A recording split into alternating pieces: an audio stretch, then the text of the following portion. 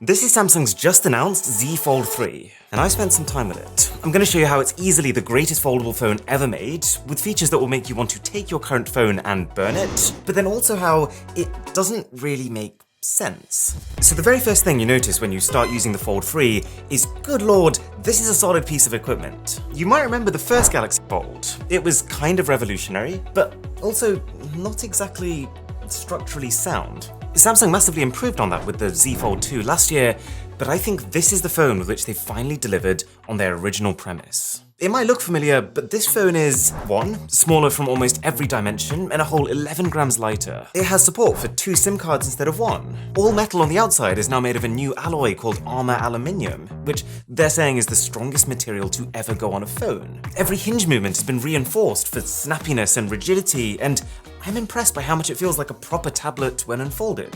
It's the only foldable in the world to have proper water resistance, which is especially impressive given that here you've got to worry about not just 2 separate halves, but a hinge, which is purpose-built to have a gap in it. The front and back are now both covered in Gorilla Glass Victus, the toughest glass yet, and the inside panel has a new structure paired with a protective film that will apparently bring an 80% durability improvement. Fair play. I mean, that 80% number obviously is a best case scenario, but even then it's pretty clear that this design concept, this whole small screen on the front and main screen on the inside format, has been somewhat mastered. I do think they've lost a bit of character when compared to the S21 Ultra. Like, this design is such a statement. This one looks kind of generic, but do you know what? It's a folding phone, it's got enough character. We'll let it pass. And thanks to Surfshark VPN for sponsoring this video. Plus, this is arguably the most advanced display setup you can get on a smartphone. 2 panels, a 6.2-inch cover screen and a 7.6-inch Infinity Flex screen, both sporting dynamic AMOLED 2X panels with a 120Hz refresh rate. And compared to last year, this inside display now has its selfie camera hidden under the screen. Yep, and it's now 29% brighter. Given that brightness was pretty much the only sore point with the Fold 2 screen, there's not much to complain about here. This hidden camera's not exactly invisible, it's actually really obvious when you're looking for it, but it blends just enough into what you're looking at that, providing it's in your peripheral vision, you can trick yourself into thinking this is just one uninterrupted screen. It's a really good panel, and I think it takes using it in person to fully clock the novelty of being able to have that in a form factor that can actually fit in your pocket. It's powerful, 12 gigs of RAM by default, 256 gigs of fast storage on the base model, and a Snapdragon 888 chip. But probably the most impressive aspect of this, more so than design or screen or power, is the software. There are so many subtle improvements since the first Fold that the entire narrative has changed. This is no longer about just having a bigger screen to, well, make everything bigger. It's about being able to do more. Samsung's clearly gone to great lengths, both internally and with other companies like Google, Microsoft, Spotify, to make sure that when you're using this big inside screen, that you're squeezing every last bit of utility out of that extra real estate. News apps show more info than ever before. YouTube shows more thumbnails before you have to start scrolling. You can have 2 instances of the same app open at once now. I love how the web browser is starting to feel like a fully fledged computer one. I love that I have space for proper tabs up top and how quickly I can open up a new tab without leaving the current one.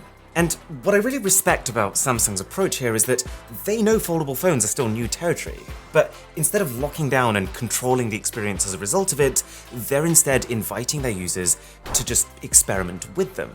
There's a group of settings called Labs, where you can set how large you want the window to be for any app, so that even ones that aren't optimized for the unusual aspect ratio will still work as intended. You can configure how apps behave when it comes to multi-window multitasking. You can even use 2 apps stacked on top of each other now, and this is more significant than it seems. I'll give you a weird example. Whenever I play the board game Scrabble, where you have to make words to get points, we always use 2 phones. One to be the timer phone for each person's turn, and one to check if the words we're actually making are real words. With this, you could just set a timer that can sit in the corner of your screen and comfortably use the rest of the panel for that word checker. There's just too much to talk about here. There's an improved taskbar. There's flex mode, which basically turns your one big screen into 2 separate screens. And there's cover screen mirroring, which means any change that you make on your inside home screen will now be mapped to the cover screen just for consistency. And they've managed to do all of this stuff whilst effectively knocking off £200 or euros off the price compared to last year's.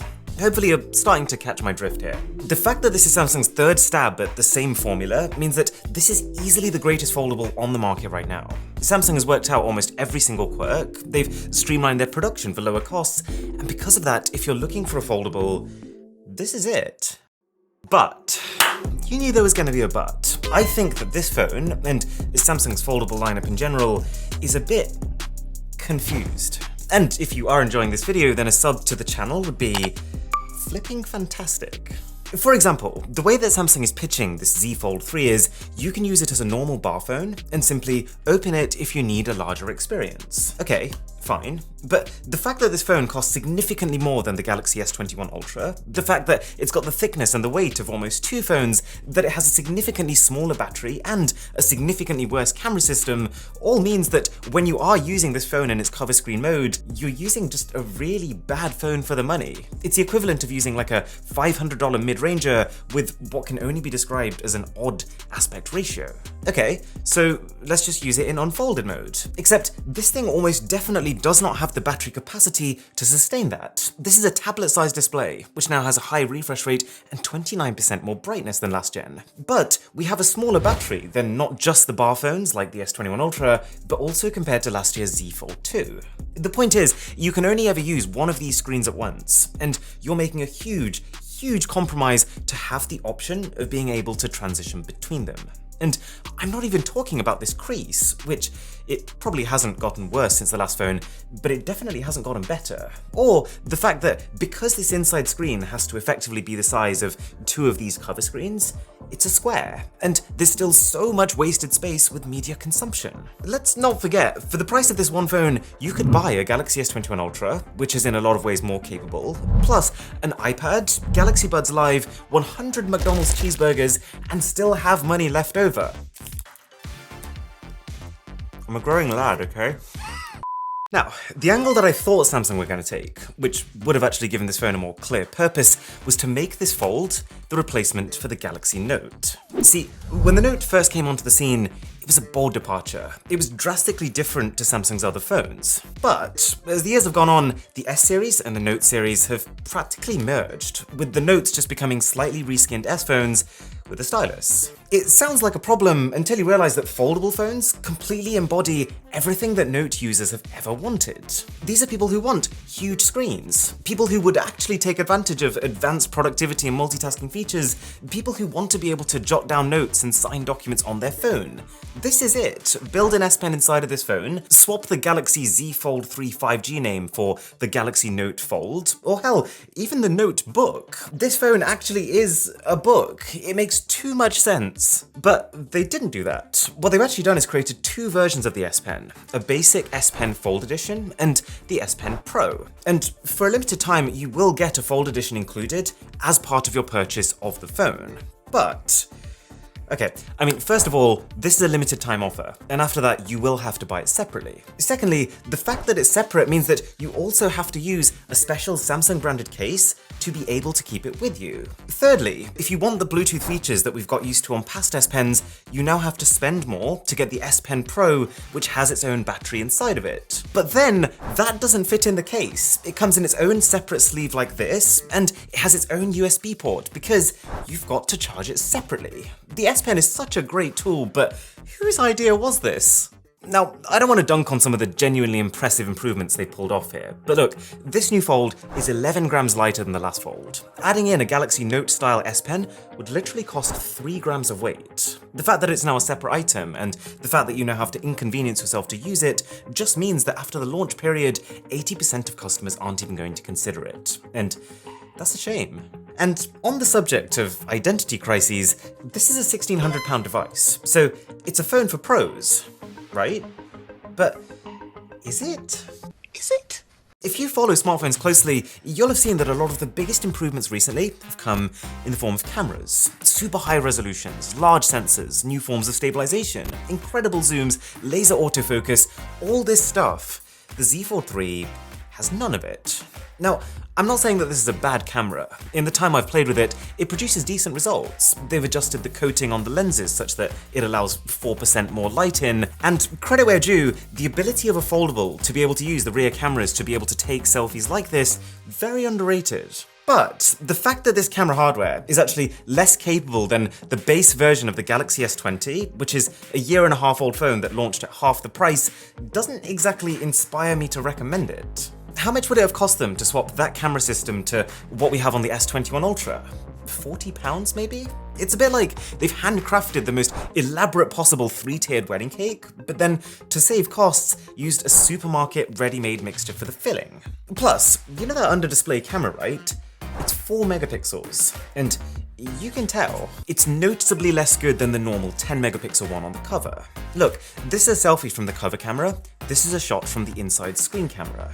It's not pretty, and I get that this thing enhances the inside display quality, but we shouldn't have a situation where one of the coolest things about your phone is something that you have to try not to use. It's a clear sign that the implementation has been rushed. Hopefully you get what I'm saying. The Z Fold 3 is looking like a really nice upgrade, but all these conflicting concepts just leave us in a really odd position. Because do I want to recommend this phone? Absolutely. It's so cool, but who would I actually recommend it to? Well, it would need to be a user who A, has very deep pockets, in both senses of the word, B, doesn't care too much about camera quality, C, is willing to also get and use Samsung's S Pen and the case to hold it, D, wants an even bigger screen than the already big screens on current flagships, and E, is happy keeping a power bank at the ready if wanting to properly utilize that bigger screen.